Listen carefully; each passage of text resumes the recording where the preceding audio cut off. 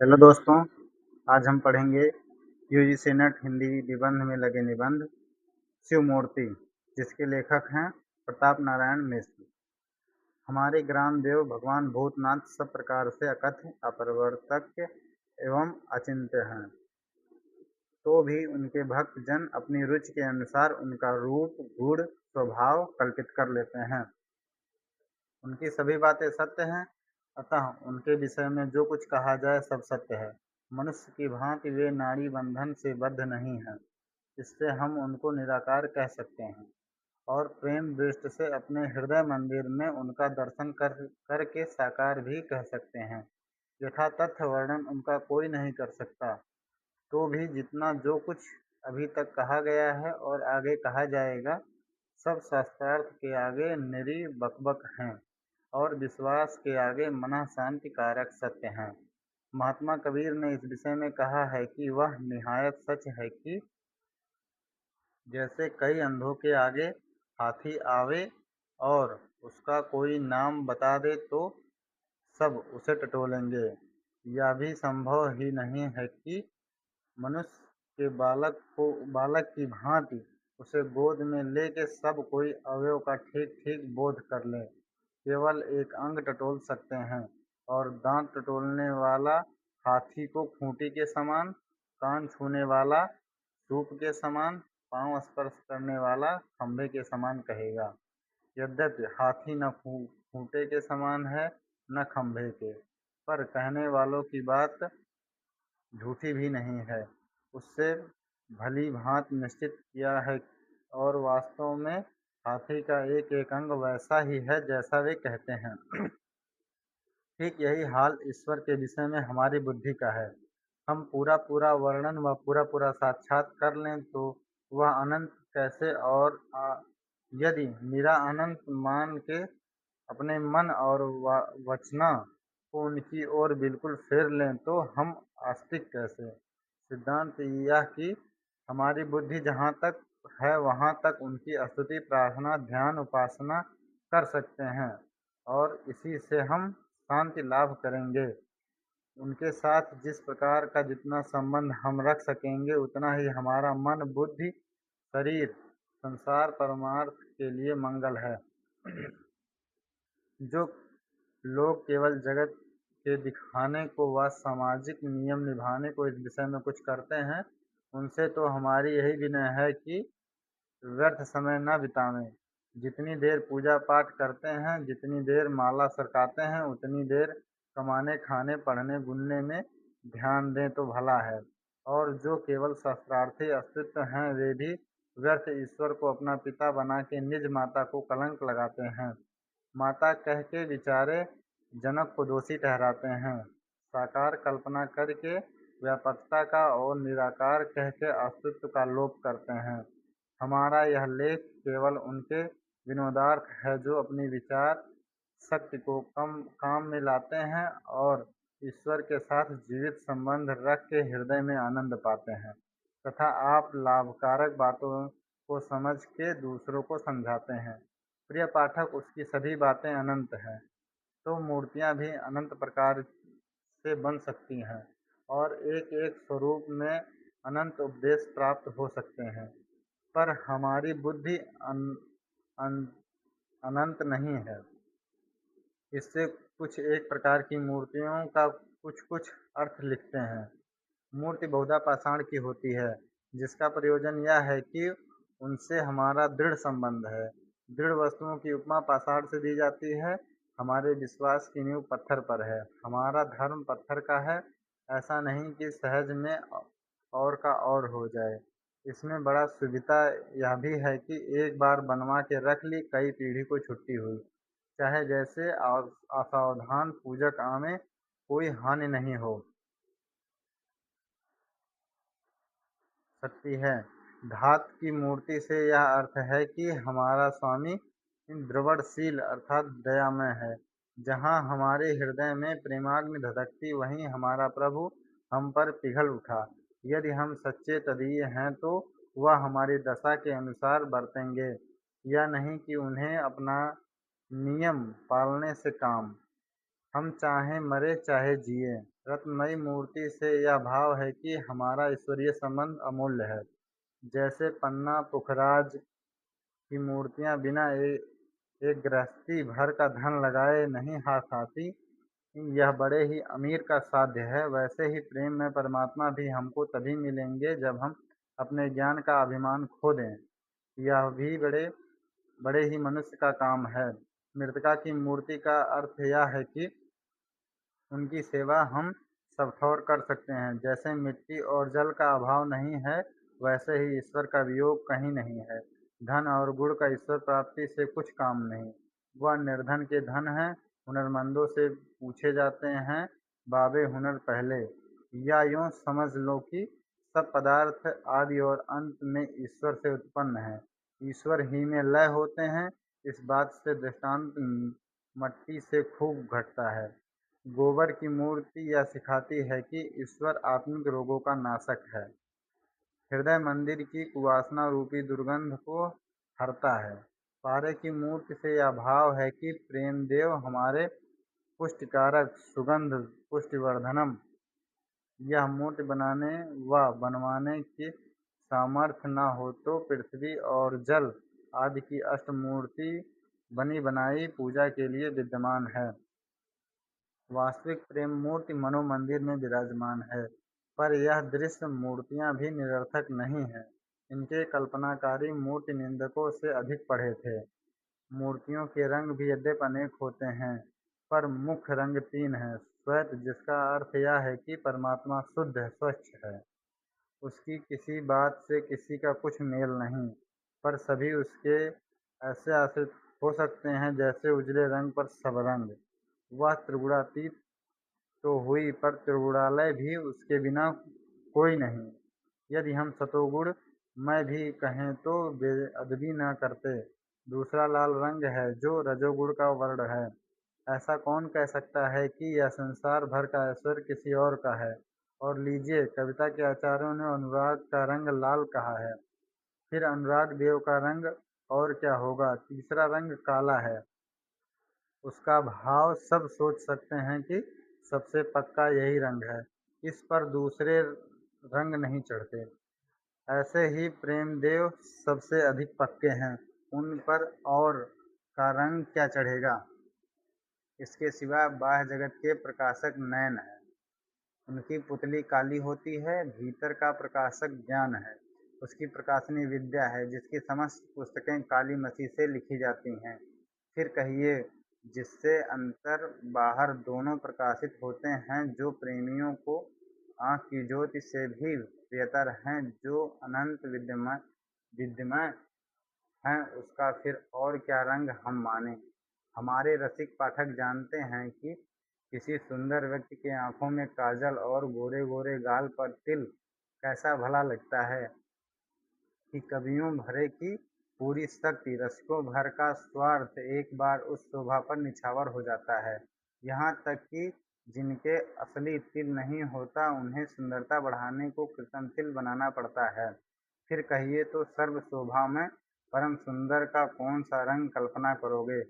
समस्त शरीर में सर्वोपरि सिर है, उस पर केश कैसे होते हैं। फिर सर्वोत्कृष्ट देवाधिदेव का और क्या रंग है। यदि कोई बड़ा मैदान हो लाखों कोस का और रात को उसका अंत लिया चाहो तो 100-200 दीपक जलाओगे, पर क्या उनसे उसका छोर देख लोगे। केवल जहाँ दीप ज्योति है वहीं तक देख सकोगे, फिर आगे अंधकार ही तो है। ऐसे ही हमारे अगणित ऋषियों की सब की बुद्धि जिसका ठीक हाल नहीं प्रकाश सकती, उसे अप्रकाशवत न माने तो क्या माने। रामचंद्र कृष्णचंद्र आदि को यदि अंग्रेजी जमाने वाले ईश्वर न माने तो यह मानना पड़ेगा कि हमारी अपेक्षा ईश्वर से और उनसे अधिक संबंध था। फिर हम क्यों न कहें कि यदि ईश्वर का अस्तित्व है तो इसी रंग ढंग का है। अब आकारों पर ध्यान दीजिए। अधिकतर मूर्तियां लिंगाकार होती हैं, जिसमें हाथ पांव मुख कुछ नहीं होते। सब मूर्ति पूजक कह देंगे कि हमको साक्षात ईश्वर मानते न उसकी यथातथ प्रतिकृति माने। केवल ईश्वर को सेवा करने के लिए एक संकेत चिन्ह मानते हैं।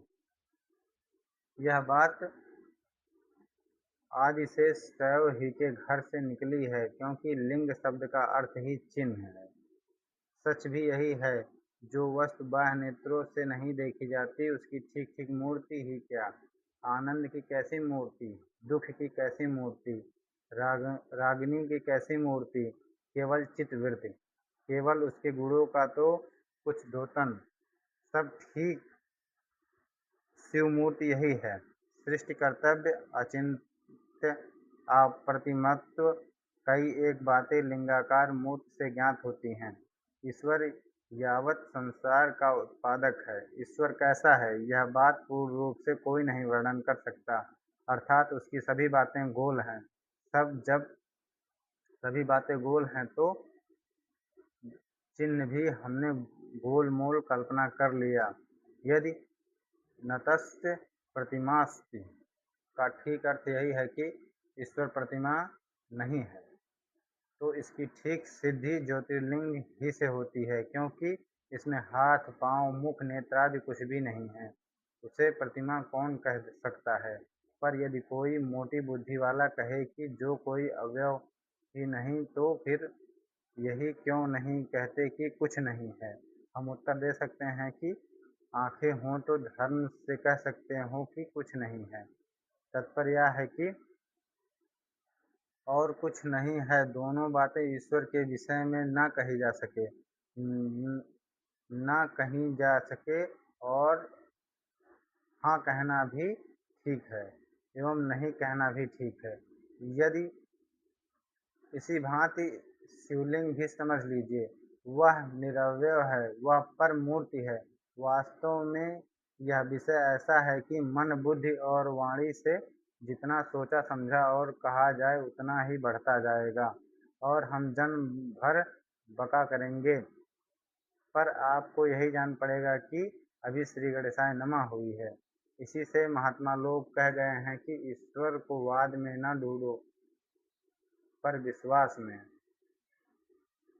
इसलिए हम भी यही योग समझते हैं कि सावयव, हाथ, पांच आदि वाली मूर्तियों के वर्णन की ओर झुके जाना चाहिए कि जो जैसा होता है उसकी कल्पना भी वैसी ही होती है। यह संसार का जातीय धर्म है कि जो वस्तु हमारे आसपास है उन्हीं पर हमारी बुद्धि दौड़ती है। फारस, अरब, इंग्लिश देश के कवि जब संसार की अनित्यता वर्णन करेंगे तो कब्रिस्तान का नक्शा खींचेंगे, क्योंकि उनके यहाँ शमशान होते ही नहीं। वे यह न कहें तो क्या कहें कि बड़े बड़े बादशाह खाक में दबे हुए सोते हैं। यदि कब्र का तख्ता उठा कर देखा जाए तो शायद दो चार हड्डियां निकलेंगी, जिन पर यह नहीं लिखा है कि सिकंदर की हड्डी है या दारा की, इत्यादि। हमारे यहाँ उक्त विषय में शमशान का वर्णन होगा, क्योंकि अन्य धर्मियों के आने से पहले यहाँ कब्रों की चाल ही न थी।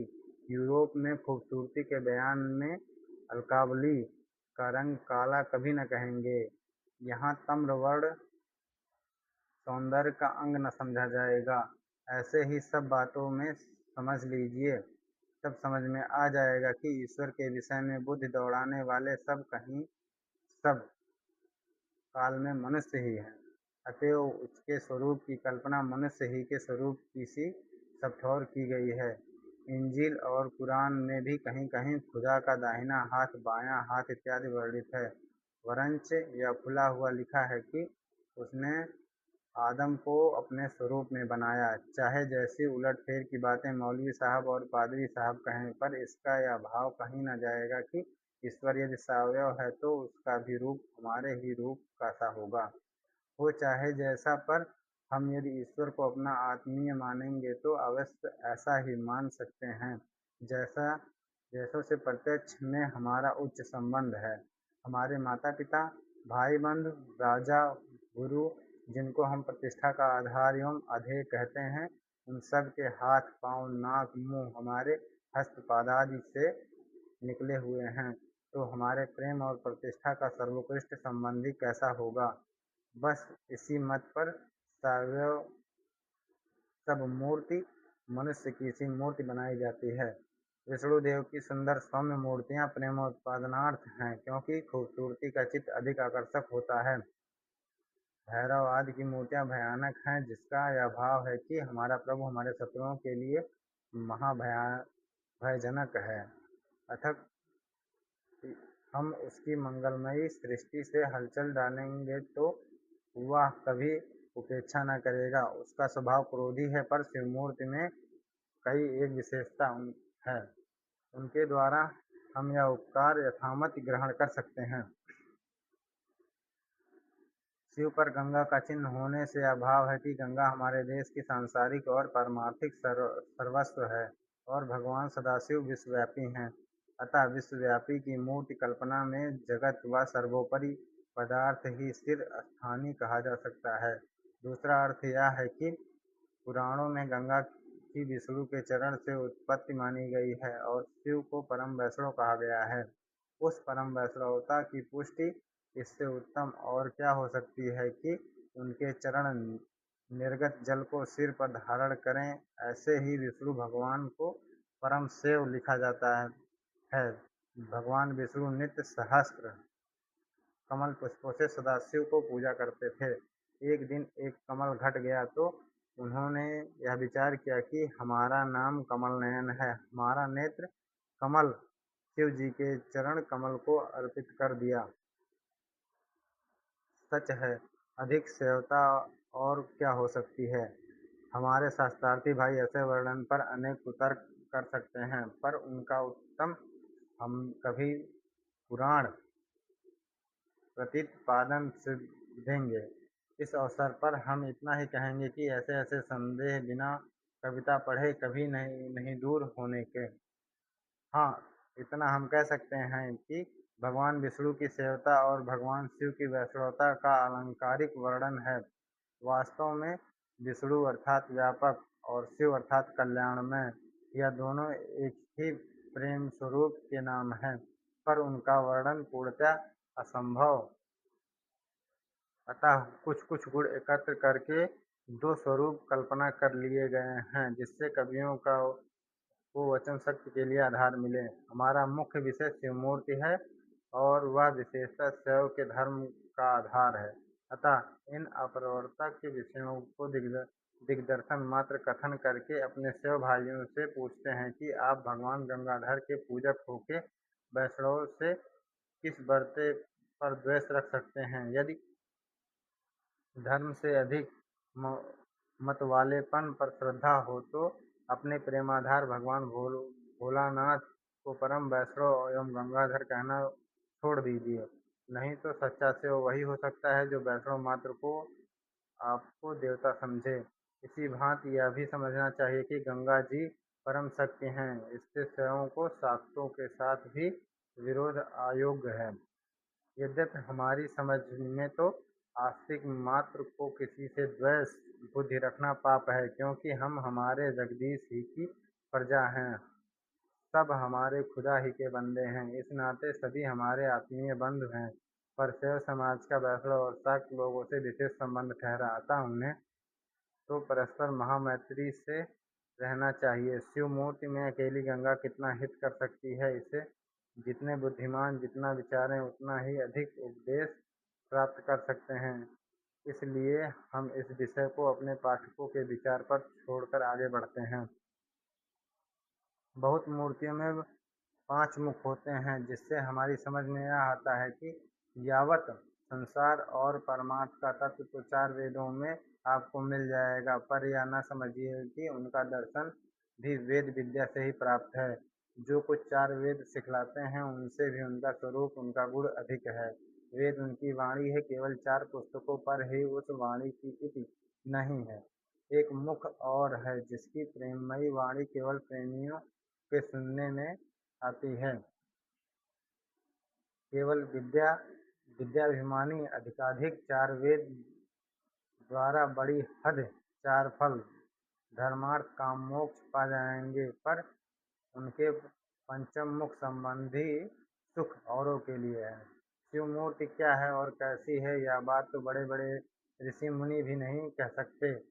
हम क्या हैं, पर जहाँ तक साधारणतः बहुत सी मूर्तियाँ देखने में आई हैं, उनका कुछ वर्णन हमने यथामत किया। यद्यपि कोई बड़े बुद्धिमान इस विषय में लिखते तो बहुत सी उत्तमोत्तम बातें और भी लिखते, पर इतने लिखने से भी हमें निश्चय है कि किसी न किसी भाई का कुछ भला हो ही जाएगा। मरने के पीछे कैलाशवास तो विश्वास की बात है। हमने न कैलाश देखा है, न किसी देखने वाले से कभी वार्तालाप अथवा पत्र व्यवहार किया है। हाँ, यदि होता होगा तो प्रत्येक मूर्ति के पूजक को ही रहेगा, पर हमारी इस अक्षरमयी मूर्ति के सच्चे सेवकों को संसार ही में कैलाश का मुख प्राप्त होगा, इसमें संदेह नहीं, क्योंकि जहाँ शिव हैं वहाँ कैलाश है। तो जब हमारे हृदय में शिव होंगे तो हमारा हृदय मंदिर क्यों न कैलाश होगा। हे विश्वनाथ, कभी हमारे हृदय मंदिर को कैलाश बनाओगे?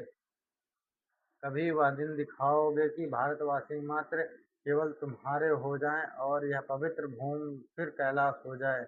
जिस प्रकार अन्य धातु पाषाण आदि निर्मित मूर्तियों का रामनाथ, वैद्यनाथ, आनंदेश्वर, खैरेश्वर आदि नाम होता है, वैसे इस अक्षरमयी शिवमूर्ति के अगणित नाम हैं।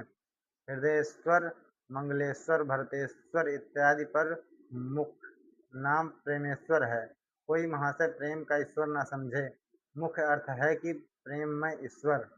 इनका दर्शन भी प्रेम चक्षु के बिना दुर्लभ है। जब अपनी अकर्मण्यता का और उनके एक एक उपकार का सच्चा ध्यान जमेगा, तब अवश्य हृदय उमड़ेगा और नेत्रों से अश्रुधारा बह चलेगी।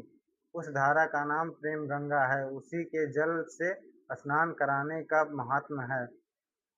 हृदय कमल उनके चरणों पर चढ़ाने से अक्षय पुण्य है।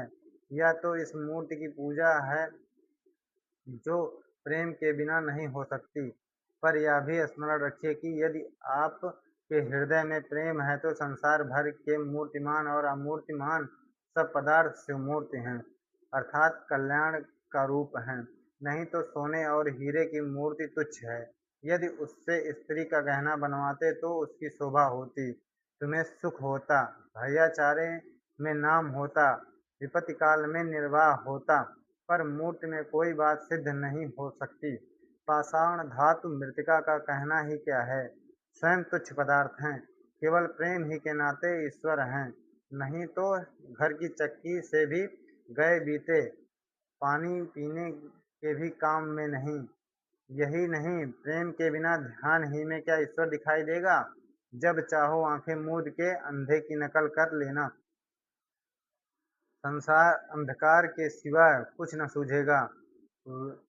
वेद पढ़ने में हाथ मुंह दोनों दुखेंगे, अधिक श्रम करोगे दिमाग में चर्बी चढ़ जाएगी। खैर, इन बातों के बढ़ाने से क्या है। जहाँ तक सहृदयता से विचार कीजिएगा, वहाँ तक यही सिद्ध होगा कि प्रेम के बिना वेद झगड़े की जड़, धर्म बेसिर पैर के काम, स्वर्ग शेख चिल्ली का महल, मुक्ति प्रेत की बहन है। ईश्वर का तो पता ही लगना कठिन है। ब्रह्म शब्द ही नपुंसक अर्थात है, और हृदय मंदिर में प्रेम का प्रकाश है। तो संसार शिवमय है, क्योंकि प्रेम ही वास्तविक शिवमूर्ति अर्थात कल्याण का रूप है। समाप्त।